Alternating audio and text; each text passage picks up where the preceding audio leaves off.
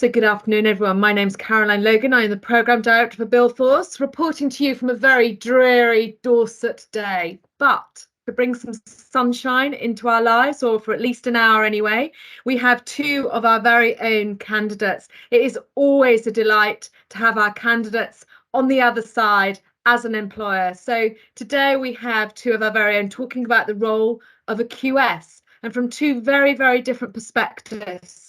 So please sit back and enjoy. Over to you, Angela. Thank you, Caroline. So good afternoon, everyone, and welcome to the virtual chat. My name is Angela Forbes, and it's a pleasure to welcome you. Now, I hope you are safe and well and looking after yourself and one another. Earlier this week, we pushed out a 2-minute video from our mental health lead. Now, this isn't always the best time of year for some, so please take care, and we are always here for a friendly chat. So feel free to reach out to our team. Just do not struggle alone. A problem shared is a problem halved. Now, our chat today is to discuss all things wonderful about quantity surveying, and what a lineup we have today. Brilliant examples of veterans who have pursued this career path. So we welcome back, as Caroline has said, to Dan Tranter, so M&E QS with AtkinsRealis, and Sam Phipps-Ward, Project QS with Moreton and Partners. So without further ado, we will hand over to Dan, who will bring his presentation up. Well, good morning, everyone. Thanks for coming, and thanks for listening to me waffle on about my journey through resettlement, etc. I'm going to talk to you today about my journey, but also my journey into being a M&E QS, which is slightly different from a QS, mechanical and electrical quantity surveyor, because my background is in plumbing with the Royal Engineers, but so that stands me in good stead to move into a mechanical and electrical role, which means mechanical and electrical QSs deal with how the building works, as in its electrical cabling, its plumbing, right up to solar and photovoltaic panels on the roof, etc., as opposed to the structure of it, as in the bricks and mortar. So that's just a slight heads up on what an M&E QS is. So today we'll cover just a quick introduction, which you've just done, my resettlement journey, some of the highs and lows, and then top tips from me, and a typical day as an M&E QS. So introduction. So I did 18 years in the Royal Engineers and got to Staff Sergeant. It stood me in really good stead for some of the transferable skills that a lot of my counterparts don't actually have, or haven't really had an opportunity to develop. Really enjoyed my time in the forces. When I left, it was the right time for me to go, and hopefully you'll sort of see why as we go through the resettlement journey. So, quantity surveying. Quantity surveying is a degree course, and I started mine in 2015 with the University College of Estate Management.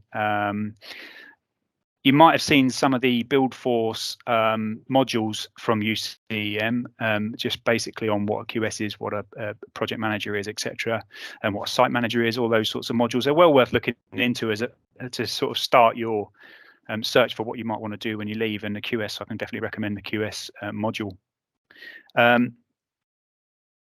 So I started my QS degree in 2015 while still serving as a junior NCO, and I finished it in 2021. Now that's because, when you're studying part-time in the evenings, it takes that long to get through it.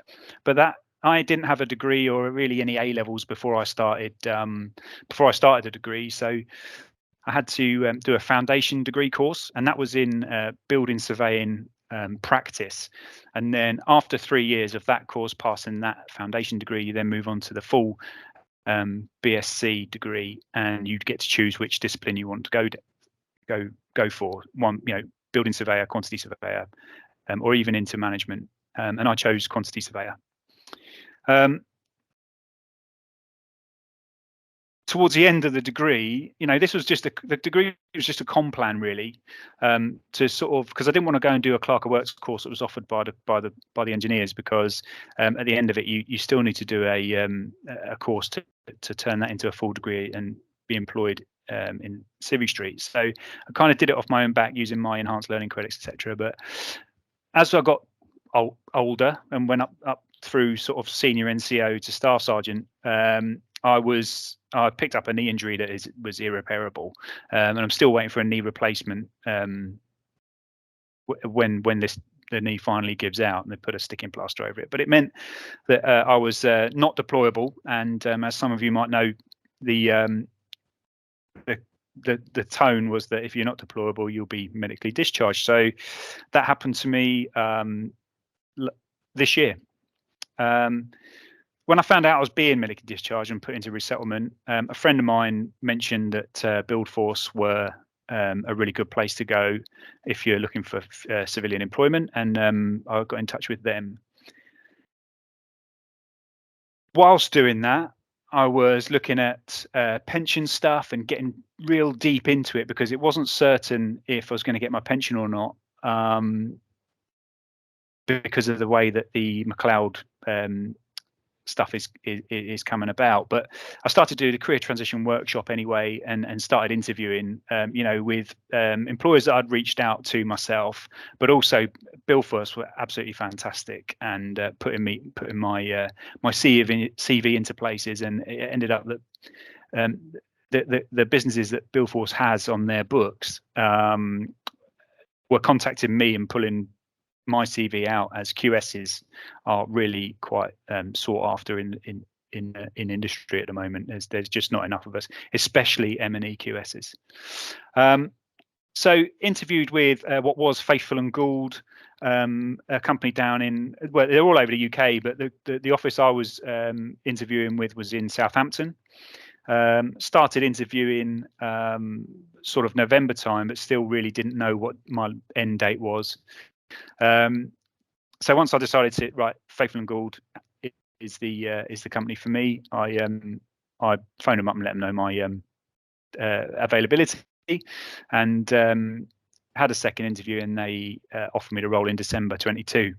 So eventually moving on to starting with them in May 23. Now that journey is quite smooth when you think about it, because I was very, very lucky that I had a degree, I had a plumbing background, and M&E QSs are sought after. So interviewing, getting into interviews, getting my CV through into interview was quite easy to get my face in front of an employer, and then the rest was up to me in interview technique and all that sort of good stuff. Having 6 months between being offered your role and then finally your last day of service is quite unusual, I'd say. If you're lucky enough to do that, that's fine.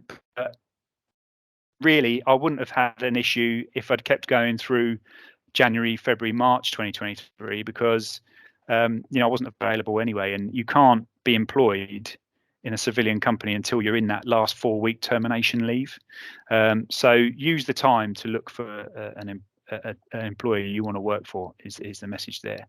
But that's my resettlement journey in a nutshell. Started in 2015, if you like, and ended May 2023. So some of the highs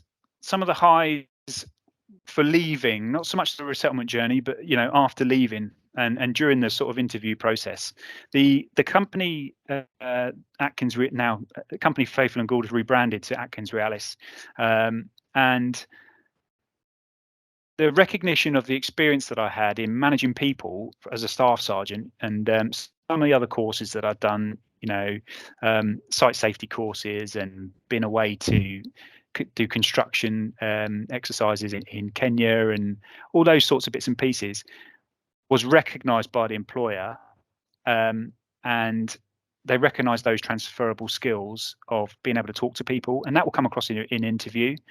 But that's what I would say is one of the biggest highs, is that because I did interview with some people who weren't able to, by way of process, recognize those transferable skills, because it's not enough for some companies for you to just come across that way in interview, and some companies don't understand your CV and what you've done. They can't quite translate it. So that was a real big high for me, as well as, and that leads on to the people in the office. That's the kind of company I'm working for. It employs those sorts of people, and perhaps because it's quite a large company and quite a large global business, there was just a feeling of calm when I left. And the reason I've put that in is because that was actually a relief, because I thought I would have to, where military, ex-military, ex-service men and women, where they will keep going until the job is done, it adds an element of intensity. Whereas an employer like AtkinsRealis has allowed me to move through tasks that I haven't necessarily done before at a pace that I'm comfortable with, and they've employed me knowing my level of experience and level of how quickly I can get through some tasks. What's interesting is the bits that they didn't realise I'd be able to get through quickly. But like organising social events, or organising meetings, or organising your own calendar, your own diary, organising your own time, managing it. All these things are just add that level of calm and trust and faith in you and in the people that you work with. And then again, opportunity based on ability. Whereas I was used to, you're promoted and then you move on to another job, and then you're waiting for 2 years before you'll be looked at, and before you're classed as capable, potentially, or not, maybe it'll take another year or so, or whatever it is. There was definitely a period of time where you would go from being the best person in your rank to like not ready to progress to another rank after that. And it didn't quite chime with me. But what I see is that in the the time since May that I've been out and working, people are promoted on ability and given responsibility based on their ability. And that doesn't necessarily mean promotion and pay and all that sort of stuff. All that can mean is that because they've recognised that I can talk to people because of the transferable skills that I've got, and just the things that you pick up, and everybody has different ones and different varying levels of them. I've been put onto one of the largest projects in the UK, and that's an opportunity, because people build their careers on those sorts of things. I'm really pleased that they give opportunities to people based on their abilities. And then lastly, the APC support. I thought I wanted to come out and be chartered and become a chartered QS. And the support that I've had from the company is fantastic. And in return, I've started to organise things just naturally the way it happens, recognising that we wanted to do a monthly workshop, so I organised it, and then asked some of the more senior managers in the office to present on it, and these are just things that you would naturally do coming out of the military if you're motivated to do it.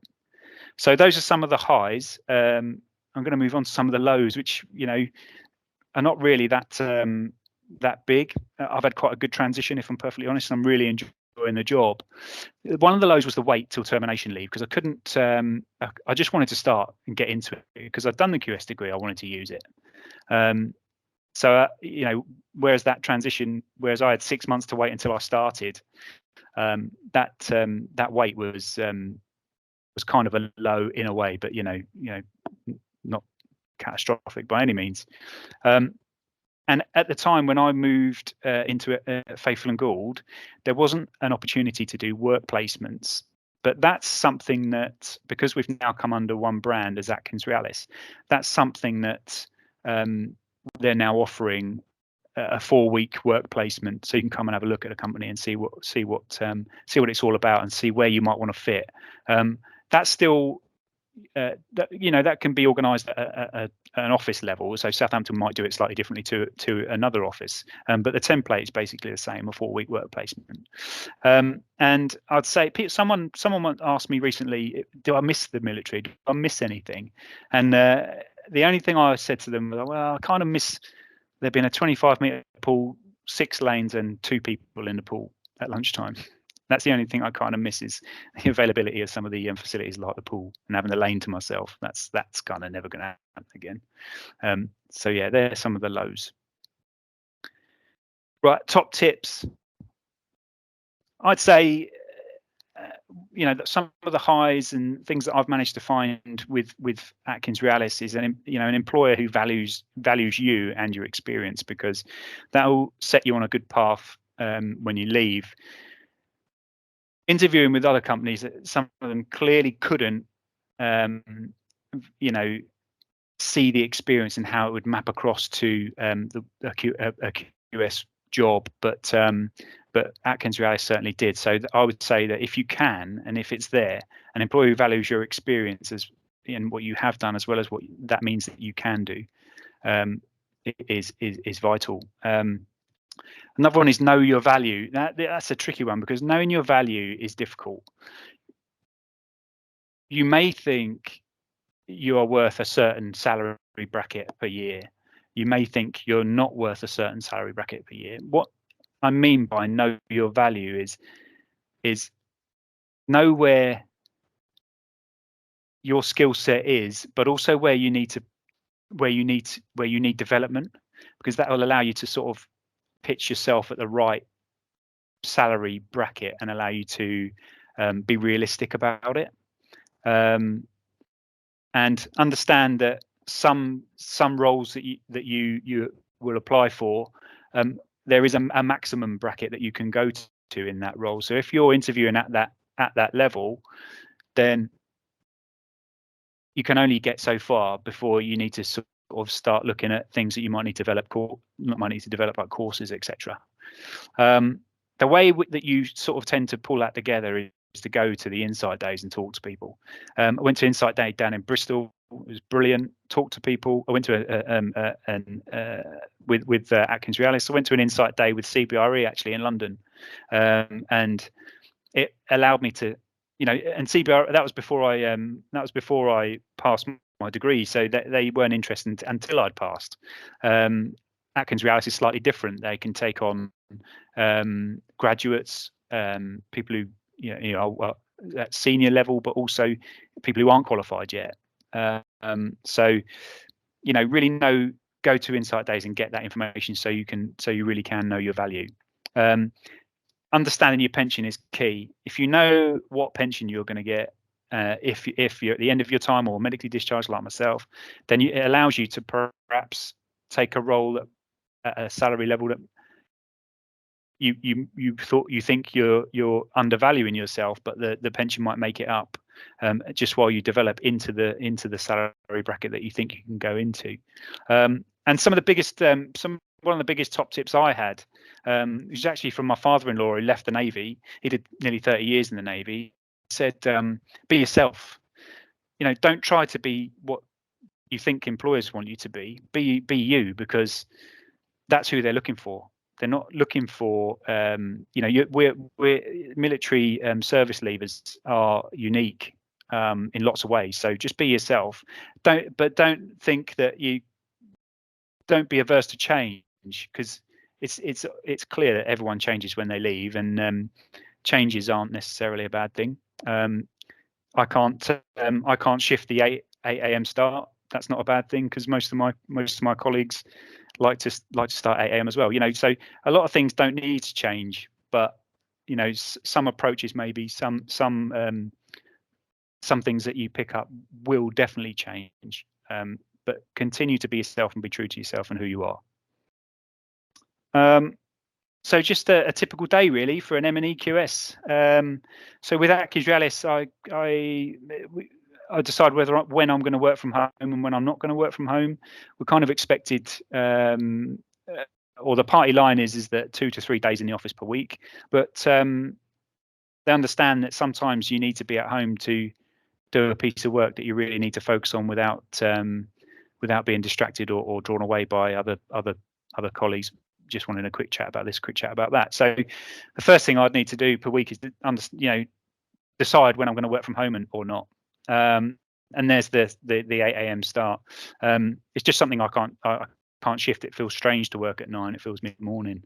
But the benefit to that is that I can finish at 4 and be on the road before the rush. So I'd usually have 2 or 3 client meetings a day. Currently working with EDF on Sizewell C, and working with Vinci facilities. And yeah, 2 or 3 usually catch up meetings per day, or with site PMs, etc., for progress updates. Genuinely take 30 minutes for a lunch break, but that's if I'm in the office. If I'm at home, I'll just eat my lunch, at my desk and keep going. And if you need to go and, life gets in the way, doesn't it? If you need to go and pick up your prescriptions or whatever it is, your dentist or whatever, then as long as you work your hours, then they're all right. They're all right about it, or we're quite flexible. But by no means are they clock watching. There's not a clock watching at all. I said 30 minutes for lunch. That's genuinely how it goes, but no one's watching the clock either. Usually get a cost estimate, competency check. So checking another QS's work, because before anything goes out the door to a client, it needs to be checked by 2 other people. That's not designed to make anybody feel less capable than anybody else. Associate directors have to follow that process as well, and it's just to make sure the client, the information going to the client is absolutely where it should be and accurate. And then I may do analysis of project costs. So analyze the running costs of a project that may inform the next phase of the project, so that we can sort of have those lessons learned and understand where we can find cost savings, or understand where our estimate wasn't quite accurate enough and we've incurred more costs. So that's quite interesting as well. And then finish around 4 p.m. 4:30ish, and then sort of head off home.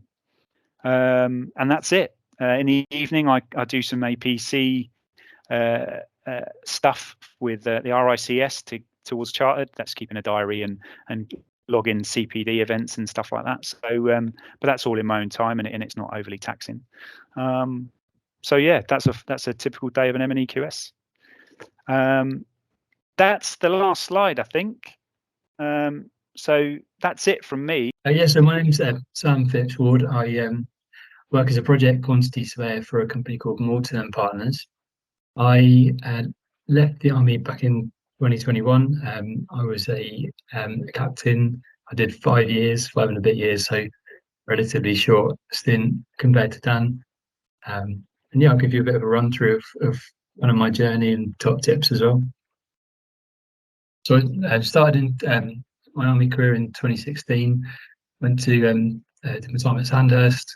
Sounds like a bit of a sentence. And then did my troop commander's course. I was posted to 6th Engineer Regiment as a Harbour Engineer Troop Commander. Deployed in Opera Brit 3.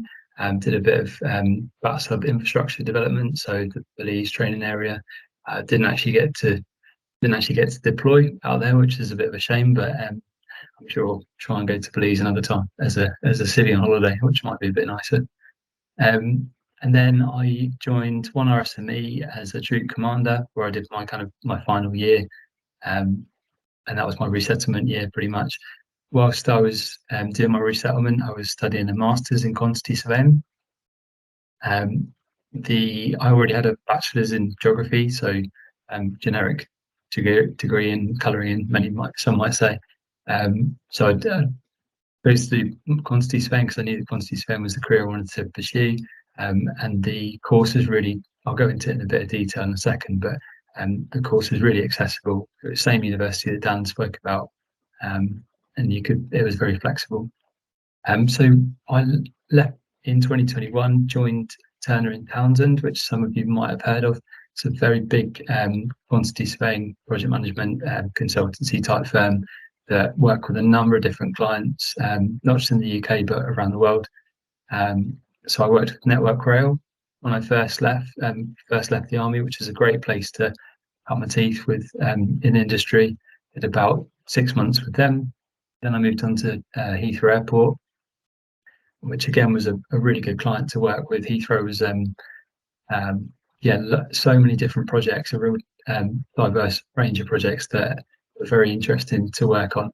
And so I actually left Turner & Townsend back in June or July this year, and then joined a company called Moreton & Partners, which is a little bit closer to home for me. I was doing a lot of travelling up to London and around the southeast to get to site and meet clients. Whereas now I'm based in Kent, which is great for me, much better work-life balance. Working with more local clients, so utilities companies, South East Water, Southern Water, Port Dover, Environment Agency. And yeah, that's been a good move for me. Come on to it in a bit about kind of the dynamic of working for a big company and now working for a lot smaller company. So when I was transitioning, when I initially did my 7 clicks, I was always interested in doing project management, mainly because so many ex-engineer officers would go and become project managers. But I had a couple of family friends and people I spoke to about quantity surveying who kind of sparked my interest in it a little bit. And it wasn't until I actually worked on doing the BAT sub planning and the Belize planning for the infrastructure development they were doing out there, that kind of made me think, oh, this might be quantity surveying is probably quite a good pathway for me. I was particularly interested in the numbers. You don't have to be a kind of maths guru or anything.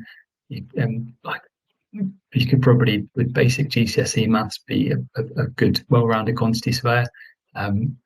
It's not kind of anything crazy. I decided that QSing was the way forward. Was a bit worrying because a lot of people have gone down the PM route and it wasn't necessarily a proven route. But nonetheless, I thought it would be a bit more interesting to try something that other people hadn't really done. So I started my master's with University College of Estate Management. That was a really it was a steep learning curve because I'd never really done any quantity surveying before, besides doing some very minor takeoffs on the troop commander's course for planning exercises. So I got straight into I think the first module was building economics. So it was like I said, a steep learning curve, but really, really enjoyable. And it was all at my own pace. So we'd have one meeting a week on a Wednesday, and as long as I got up with them on a Wednesday, that was it. I could do the rest of it in my own time. And the military, the unit I was with, one RSME were brilliant for allowing me to kind of do my studying around my normal work. So it worked really well for me. And I think having that flexibility compared to my first degree, where it was very much like you turn up, you do 5 days a week, you kind of typical bachelors when you're very young. This was so much more adult, and I think that reflected in my grades as well. I got much better grades in this. I think I ended up by my trumpet here, but I ended up with a distinction, which is highest you can get. So yeah, really, really happy with that. It's great to get a good result for something I was really enjoying.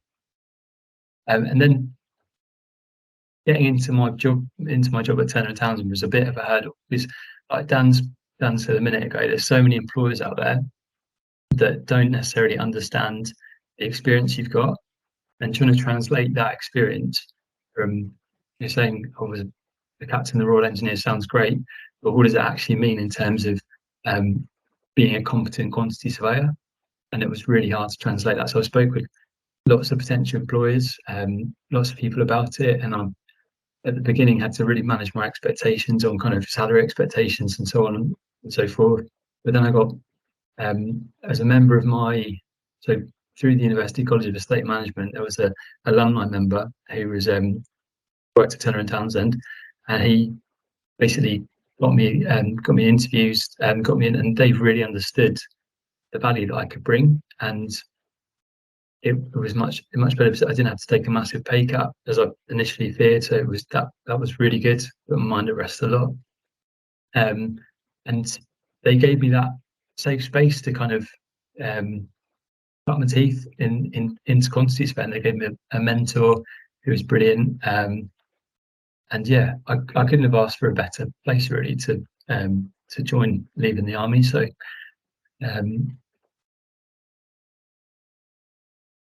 yeah, so I'd say the best bit about leaving the army was obviously getting that sense of freedom for me personally. Coming from I knew that I wanted to do a short career when I initially joined. I didn't think I was going to do a sort of long 20 years. I just thought I'm going to do it for a bit of excitement. Didn't really want to do a desk job when I was in my 20s. I wanted to go and do a job that was adventurous and exciting, and the army did that perfectly for me. So it was a great job to have in my 20s. But as I kind of could see my future career within the army being very desk based, I thought, well, why not do an actual desk based job and be better compensated for it and have a better work life balance? So that for me, having that sense of freedom, what Dan touched on, having that kind of calmness was, yeah, it was brilliant. I remember just sitting at home after I got my job for I've been doing the job for about 6 months, and had this brilliant work-life balance. I'd be taking the dog for a walk at lunch, and yeah, finishing it sort of 4:30. All the work that I was doing was completely in my own time, and it was just such a nice feeling of, I still had responsibility, but it was totally manageable. It wasn't kind of like many people would have experienced in the military. Certain situations can be very overwhelming, and having come from that to then this environment where things are still challenging, but you can take things in your stride a lot more because you've been through more testing environments. So I think another really good bit that I experienced in my transition was getting the help from organisations like BuildForce, and how much people genuinely just wanted to help you.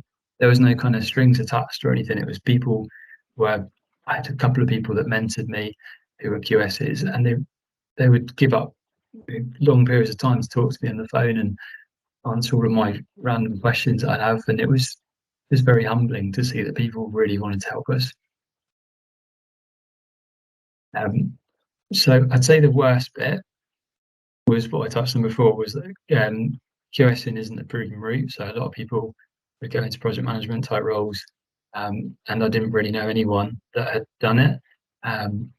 And yeah, trying to translate that experience into commercial competency was very difficult. So we'll come on to my top tips in a second, but it really focuses around building that network to then exploit those relationships to then get a better position. So say a day in the life. So my typical day, because I'm a client side QS, I'm mainly office based. Do about 2 days a week in the office, roughly 2 site visits a month. Whereas I say client side and contractor side, it's really important to understand the difference. And when I was leaving, I didn't really understand the difference fully. So client side is you are consulting, you're giving a client, in my case, South East Water, Southern Water, Port of Dover, I'm giving them commercial advice. Whereas a contractor side, you're typically more site-based and you're actually delivering the works. So I always like to think of it in a really simple terms as your clients like QS, you're trying to save the client money and bring them efficiencies and bring them value. Whereas contractor side, they're trying to deliver the project, but also deliver that project within certain benchmarks. So they want to make a profit out of it. They want to make money. So my role as a QS, so we're down as a M&E QS, so he's responsible for mechanical and electrical aspects of the build. Mine is more kind of generic, a bit more of a holistic overview of the project. So looking at essentially early stages, cost planning, feasibility studies, working out how much is the project's going to cost, whether it's viable to do it, then setting out budgets, and then monitoring budgets as they go through, carrying out payment reviews, valuations on site, all the way through to final accounts, and making sure that essentially that whole project is the finances are managed in the correct way.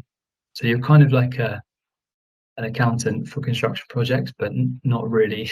you're your own kind of it's like some people would say a crossover between like an accountant and, in a very light way, the legal side of things. So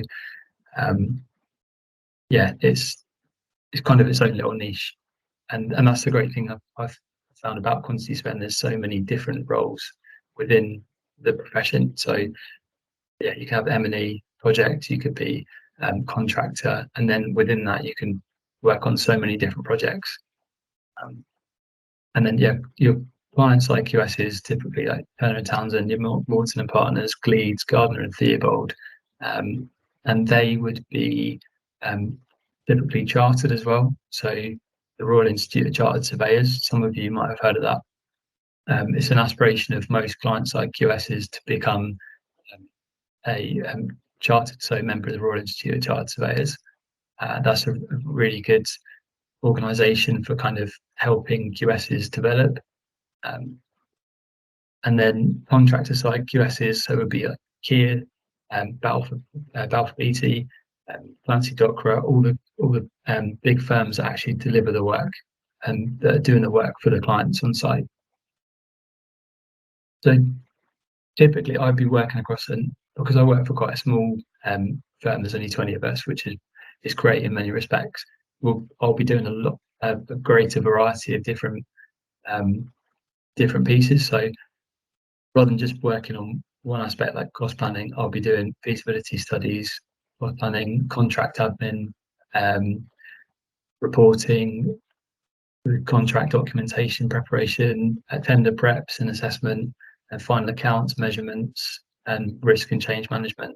So a lot of those might seem kind of like buzzwords to you and might not mean a great deal, but essentially feasibility studies is working out if a project is feasible to do.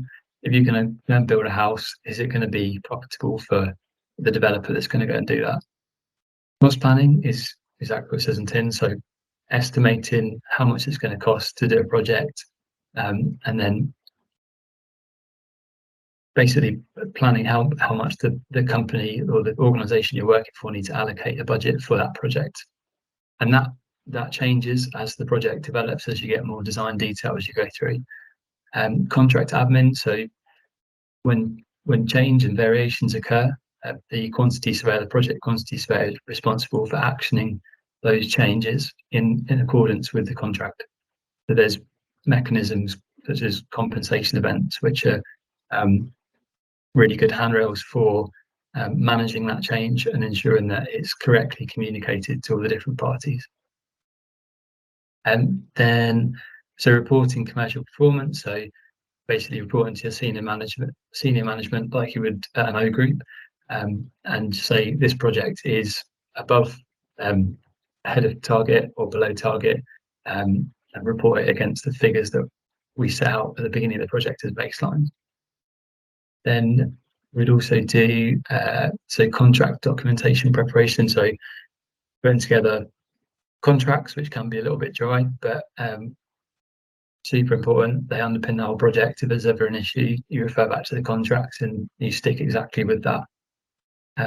Tender prep and assessment. So like you would do if you're building a house, you'd go out to 3 suppliers and you get a quote from each, and you then go back and you'd assess. You think, oh, well, they're the highest, they're the lowest, they're the middle. Okay, it's great, just the cost aspects. But what about their history as a company? Have they been operating for a long time? Have they done similar projects? What do they think about their carbon footprint? All these kind of things you take in and you assess, and then allows you to choose what contractor or what organisation is best to deliver the works. Then onto final accounts. So obviously construction projects, infrastructure projects are super complicated in terms of the amount of money moving about. So when you come to the end of the project, you've got to have a line in the sand drawn in a really clear way. So that's where detailed final accounts come in. And then your old school kind of measurement of bills of quantities is carrying out takeoffs of drawings. So I don't know if there's any people on the call that maybe worked as draftsmen within the kind of surveying trades, looking at the drawings, working out how many materials you want, and then doing your first principles takeoff. So how many hours of labour is it going to take to build that element? What plant do we need? And then what materials do we need? And those three principles build up your estimate. So how much you think it's going to cost, how much you think that project or that part of the project is going to cost. And the risk and change management obviously is really key to military environments as well. So carrying out a risk assessment, but these ones are a little bit more commercial focused. So working out, say if you've got a risk, how do we manage that risk, and also what's the financial or the commercial exposure for that risk. And then procurement advice. So there's a number of different ways that clients can procure contracts, can deliver contracts. So it could be a client wants to take on a load of risk, or the client doesn't want to take any risk. In which case, if the client doesn't want any risk, they want to give it all to the supplier or the contractor. Then they go for a certain kind of contract that might be like a design and build, for example. You just say, we'll get on with it, you can design it and build it, and we just want the product at the end of it. So there's or you can go the other end of the spectrum and go traditional builds, so traditional contracts. So yeah, there's lots out there. Hopefully this isn't a bit too much detail, but if this is recorded, you can refer back to it in the future and think, oh, that's what he's on about there, or that kind of that makes a bit more sense as you get further into your transition journey. So my top tips are network. I did actually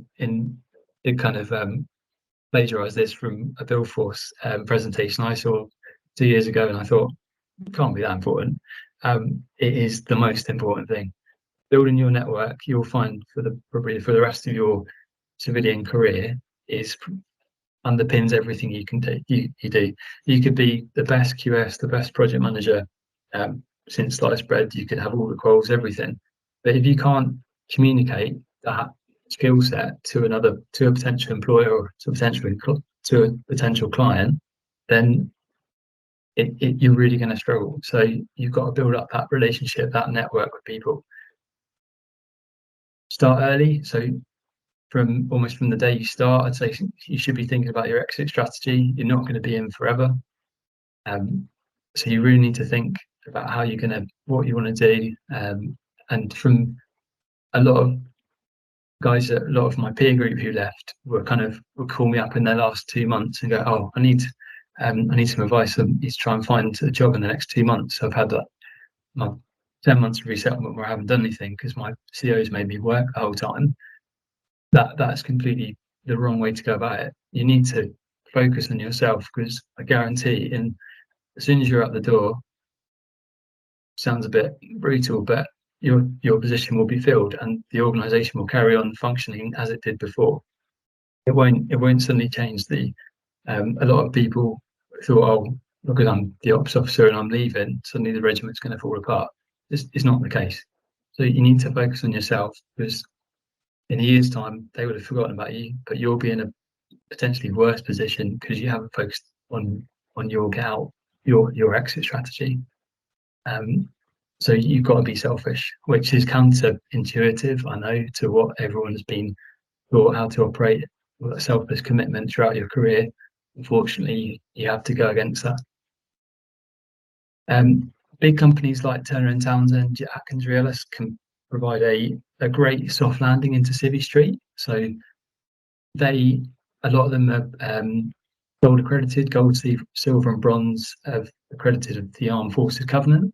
And they're the kind of companies you want to look for when you're leaving, because they will understand your military skill set. If the interviewer doesn't know exactly what your skill set is, they'll always refer you to someone within their company as part of their military network that will then review it. And then they'll be able to say, okay, so he's done this, this, and this. That means he'll be competent in this type of role. So that's what happened for me. My CV got sent off to a load of ex-sappers, ex-royal engineers, and they went, yeah, he was this, so I think he'll be suitable for that. Companies that don't have that are a massive disadvantage, because they're losing out on that whole veteran recruitment market. So yeah, keep an eye out for those covenants. Dan touched on it as well. So understanding your worth. Choose an employer who recognise your knowledge, skills, and experience. So it's a really fine balance when it comes to looking for the right, getting the right pay. Obviously, you're leaving, you don't really want to be taking a pay cut, but also there's certain job roles that only have certain salary bands. So you've got to understand, if you don't have the minimum requirements for that band, then you can't go in and say, oh, I was a brigadier and I get paid 100 grand a year. I want that when I leave as a quantity surveyor. You're not going to get that. So you have to have that awareness, but also you need to be able to go in and recognise when an employer is trying to lowball you, because it will happen. And some of the best advice I was given when I was leaving was, when you're being interviewed, the employer is thinking two things. Is thinking, how little, or what's the most amount of money I can get out of this person? How much revenue are they going to generate for me? And also, how little can I pay them? Because it comes down to the margins. The more money you make them and the less they pay, then the bigger their margins are, the more profit they make, which you've got to be really acutely aware of when you're interviewing. So yeah, don't expect too much, but obviously know that you've got a really good skill set there, that once an employer realizes what you've got, they'll realize that they've spent their money in a good way. And then finally, I'd say study for a formal quantity surveying qualifications. Use your ELCs if you've got them. University College of Estate Management is a really good university for ex-forces, so I highly recommend using them. Just quickly, so why QSing? So I'd say the variety of projects. You can work contractor side, client side. You've also got the Bricks Yard Institute of Building, Institute of Civil Engineers, which provide really good career handrails for a lot of. I know that I quite like the structure of the military career pathway. So RICS, CIB, they all provide quite a good kind of a pathway for people to follow and help them as they transition out. So doing your APC, which are assessment of professional competence, to then become chartered, is very clear. You've got certain competencies that you've got to carry out and understand and demonstrate to them that you're at that competency in order to get chartered. So it's a really good one to do. And then QS, demand and supply. The demand for quantity surveying completely outstrips the supply at the moment. And as a result, it's a well compensated job. So have a look at, go on Google the average UK QS salary, and you can get a feel for the demand that's out there at the moment. I think more companies are willing to take people who aren't fully qualified on based on their soft, if they've got strong soft skills, which a lot of people do from the military. They're more willing to take them on and train them up and then get them in, which is a much better way of doing it, I think. And then also commercials underpin every aspect of a project. So if a project is a success or failure, it comes down to whether it's gone over budget or if it's been under budget, and QSs are responsible for that. So they're really important to making project work. That is the end of my slides. Sam, that was excellent. Thank you very much. If I could ask Dan to come on, I'll just let you take those slides down. If we do have any questions, then please raise your hand or type them in the box. I'll do a couple of just quick fire ones just in these last couple of minutes. Honestly, Dan and Sam, that was fantastic. Between you, it was word perfect. So a massive, massive well done to the two of you. A couple of questions for you, Dan, just to kind of warm us up. You said after 18 years in the Royal Engineers, you had transferable skills that your peers in industry hadn't quite developed. I just wondered what they are. You mentioned managing people. Is there any other ones that you can articulate? Yeah, so managing people was one of them. Particularly for me, it was, one of my friend of mine who's been in the industry a while, who doesn't have any sort of degree or anything like that, but he's an associate director at a contracting firm, and he manages 3 people, and he's associate director. Anyone who gets to Lance Corporal will be capable of managing at least 8, and so on. So that is what I meant by management. We think it's nothing when we leave, but actually it's hugely valued. Another one is being able to manage your own workload. So there are colleagues of mine who do manage their own workload, but not with as much ease as the ex-service service leavers. If I've got, it's just a confidence to do it, knowing that you're doing the right thing and you're filling your time correctly without having to constantly go back and ask for work and keep going back and forth and back and forth. The other transferable skills are genuinely people skills, being able to talk to clients. Tuesday evening, I was at EDF's Christmas party with all of their senior management, and some people find it very, very difficult to interact in those environments. And if you've ever been to a mess function, you know what it's about, because you can sort of move around different groups of people, etc. And lastly, service in the services, you work hard. You just work hard, because it's just that's what the job is. You just work hard, whether you're in the office or away or whatever. And it's actually, depending on the person, it's actually hard to stop working that hard, because if you continue to work that hard all the time, you'll burn out, and your employer doesn't want you to do that. So your work ethic is a huge transferable skill that is so valuable. Okay, and your entry route was obviously through your degree, and you were studying that whilst you were serving. Did the content of the modules make sense and click with you, as in was your Royal Engineers career sufficient enough to fill in the blanks where you weren't quite in the sector yet?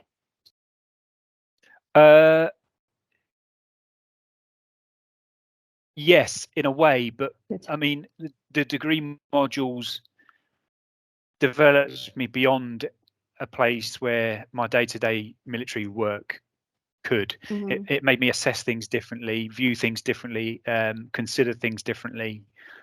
So you learn more. I always say to people, I learn more about myself during the degree, just as much as I did the subject, which then has stood me in good stead for when I leave.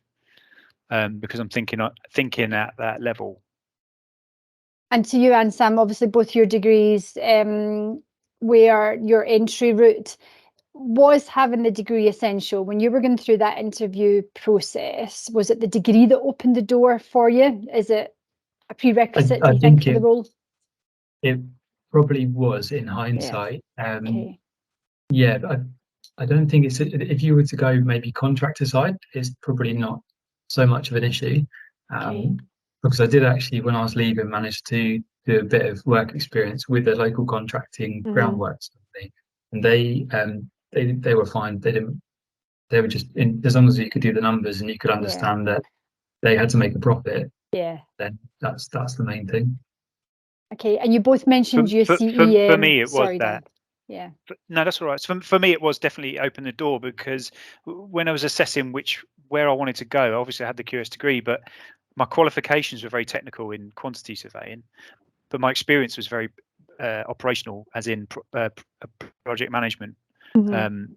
So to have the degree and experience of management allowed me to enter into the company at a higher level, and we were talking about salary brackets for roles earlier, which then meant I didn't have to take a savage pay cut like a lot of people do when they want to take a different direction in their career, or you start a new career.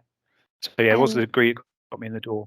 Okay, just on that, actually, were there other people either in a day release or a grads program with you that had come through like an apprenticeship route, so they're working 4 days and maybe doing a degree 1 day? Did that exist within your employers? Yeah, so that certainly does for us. Right. You know, and at this employer, my employer, AtkinsRealis, is definitely willing to take people on who aren't qualified, because they can teach them that. But the option is yours. But some people are at different stages, so they'll start their degree and do almost a 5-year, maybe not day release all the time for that, but they'll do a 5-year course where at the end of it they're chartered. Yes. Mm-hmm. So, you know, it's sort of zero to hero in QSing if you've never done QSing before in 5 years, and then the world really is your oyster. Okay, and both of you have mentioned University College Estate Management. Was that just coincidence that you both ended up there, or was it is that the university that the military armed forces partner with? I still went at BuildForce. Right, BuildForce okay. event. Yeah, when you I were was pushing them. Okay. Yeah, I saw a stand there, had a chat with them, and then looked into them a bit more, and it seemed really a good option for me. And that was completely by chance for me. Completely by chance. Okay. And to both of you, were they virtual degrees, or did you have to kind of go and sit in lectures? Mine was virtual. Yeah. Yeah, mine was all distance learning. Perfect. But some of the exams were physical. Go and sit in an exam room with 50 other people and do your exams. Yeah. How did that feel? So actually, it was real. It was real. No multiple choice. Got the nerves back. Just one or two kind of final questions. Well, to you, Dad, actually. So your trade background as a plumber led you to specialising in this mechanical and electrical space. Do you know if you were paid more than your peers that were just more traditional QSEs? Is there an advantage to going down that route? Yeah, there is. Depending on the person, depending on experience, etc. There is a marked increase in salary bracket for M&E QSs, and there is not a lot of them. There's not a lot of them at all. So, you know, if you want steady, secure work, I would say QSing is it, and M&E QSing especially. Okay, and Sam, final question to you. You mentioned that you were a captain in the Royal Engineers, and then you said, what does that actually mean? And I thought that was a brilliant question. Were you ever able to answer that question?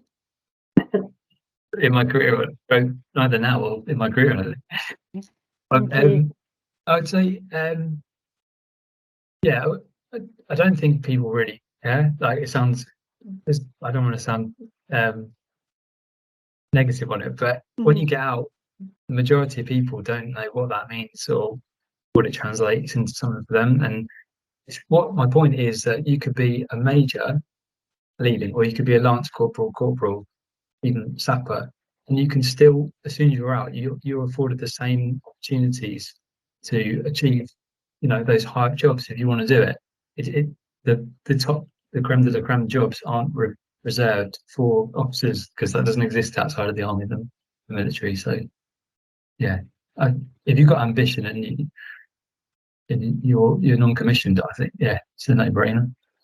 Brilliant. Okay, and Dan, you had said that you credited industry's acknowledgement and recognition of skills and capabilities, so meritocracy. And what was striking about that comment is the perception of it, because it used to be that you had to have served in industry for 25 years to ever warrant that promotion.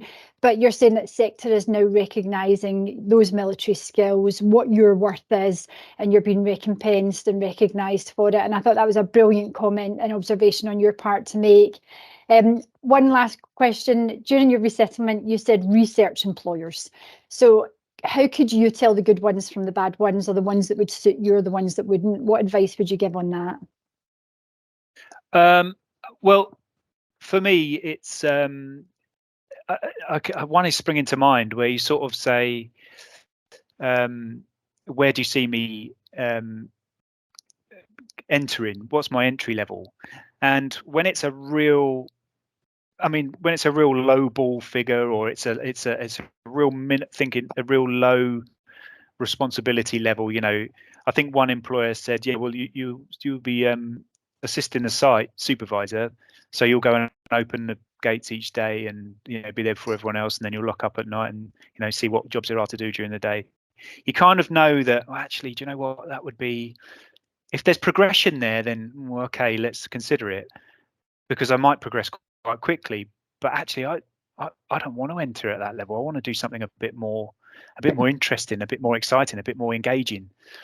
So, if someone's not recognised what you're bringing to the table, and trust your instincts in interviews and insight days, etc. Trust your instincts, because they will tell you. They might not say it outright in those exact words, but they will let you know whether they value your experience or not. Okay, brilliant. Well, listen, I just want to thank both Dan and Sam for their incredible contribution today. The QS discipline is fascinating, and the opportunities and the entry routes do seem to be there. So it's certainly a viable option for many of you. And be yourself, as Dan or his father-in-law had said. So that's important as well as you're working through this process. Please get in touch if you have any questions, and we'll help you take it further. And I'll pass back to Caroline for some final insights. Wow, that's flown by. I looked at the clock and I couldn't believe we're gone one already. Thank you, guys. That was brilliant. And just to reiterate, the QS role is in high demand. We have daily communications from our employers looking for QSs. So if you at the beginning of your resettlement, you want to know how to go into it, which way to go, please do get in touch with BuildForce. We can support that, and we can get you in touch with those employers and start networking and work placements, etc. So that's a wrap for 2023. I can't believe I'm saying that. But I'd just like to echo Angela's words. Christmas is great for some, not for everyone, but we are here, so please do reach out. We have a team here ready to support you. We will always be there for you. But on a plus note, please do enjoy the festive season. We are working on our schedule for 2024. It's going to be as good and fun and busy as 2023 has. Lots of virtual career chats. We have our 2 national insight days a year in March and October. So please do look on our events page. They will be up there at the latest in January. So that's it from us. Happy Christmas, Happy New Year. Don't eat and drink too much, but try and have fun. Thank you. Thanks, everyone. Thank you, Dan. Thank you, Sam. That was brilliant. Thanks. Well done. Thanks for having us on. Thanks, guys. Cheers. Brilliant. Thanks. Thank you. Bye. Bye.